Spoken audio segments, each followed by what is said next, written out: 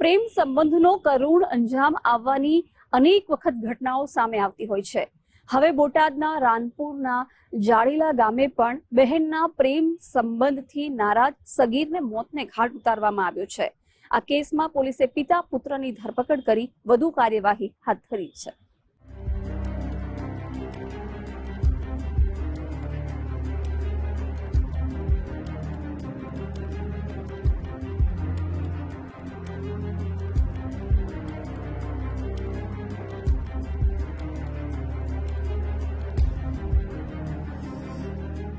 બોટાદ જિલ્લામાં સામાન્ય બોલાચાલી કે નજીવી બાબતમાં હત્યાના બનાવ છાસવારે સામે આવતા રહે છે। રાણપુરના જાડીલા ગામે પાણીની ટાંકી પાસે અનુસૂચિત જાતિના એક સગીરની લાશ મળતા સ્થાનિકોમાં હાહાકાર મચી ગયો। મૃતક સગીરના શરીર પર ધારદાર હથિયારથી ઈજાના કોઈ નિશાન ન મળ્યા, જેથી સ્થાનિકો અને પોલીસના જવાનો પહેલા તો અચંબામાં પડ્યા। બોટાદના ડીવાયએસપીની આગેવાનીમાં સમગ્ર ટીમે સખત મહેનત કરીને ગણતરીના કલાકોમાં જ સગીરની હત્યાનો ભેદ ઉકેલી દીધો।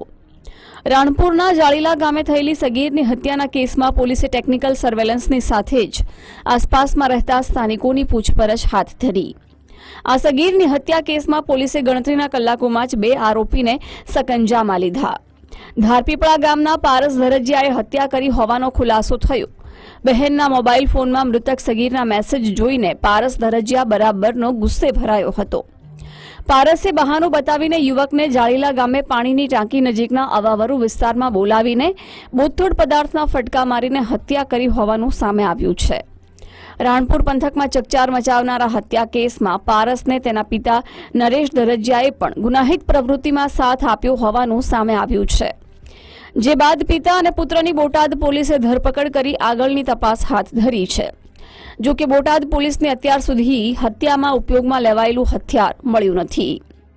મરનાર સગીરના જે મારનાર પારસ છે એની બેન સાથે પ્રેમ સંબંધ હતો।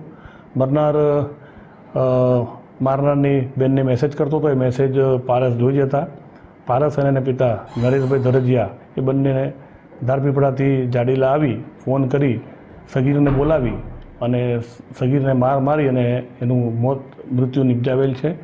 જે અનુસંધાને અમે પારસ અને એના પિતા નરેશભાઈ ધરજીયાની ધરપકડ કરી છે અને નામદાર કોર્ટમાં રજૂ કરી અને 6 દિવસના રિમાન્ડ મેળવ્યા છે।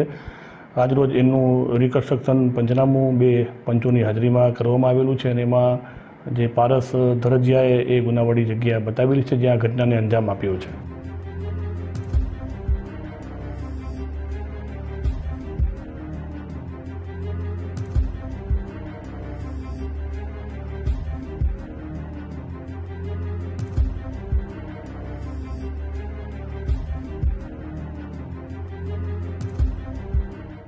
રાણપુર પોલીસે ઝડપાયેલા પિતા પુત્રને લઈને રાણપુર તાલુકાના જાડીલા ગામે હત્યાના સ્થળે પહોંચી, જે પાણીની ટાંકી પાસે ક્રૂરતાથી હત્યા કરવામાં આવી ત્યાં હત્યારા પારસ ધરજીયાને સાથે રાખી પોલીસ જવાનોએ સમગ્ર બનાવ કેવી રીતે બન્યો તે અંગે રિકન્સ્ટ્રક્શન કર્યું।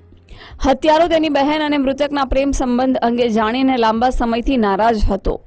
હત્યારા પારસ ધરજીયાએ કેટલીક વાર મૃતક સગીરને પોતાની બહેનથી દૂર રહેવા અને મોબાઈલ પર કોઈ મેસેજ ન કરવાની ચીમકી આપી હતી। તેમ છતાં સગીર અને યુવતી વચ્ચેના સંપર્કો યથાવત રહેતા માનવતાને શર્મસાર કરે તેવી ઘટના બની। સગીર પુત્રને ગુમાવનારા મંજીભાઈ સોલંકીએ પ્રેમ સંબંધમાં થયેલી નૃશંસ હત્યામાં સામેલ બંને આરોપી પિતા પુત્રને કડકમાં કડક સજા મળે તેવી માંગણી કરી છે। ગજેન્દ્ર ખાચર, ગુજરાત ફર્સ્ટ, બોટાદ।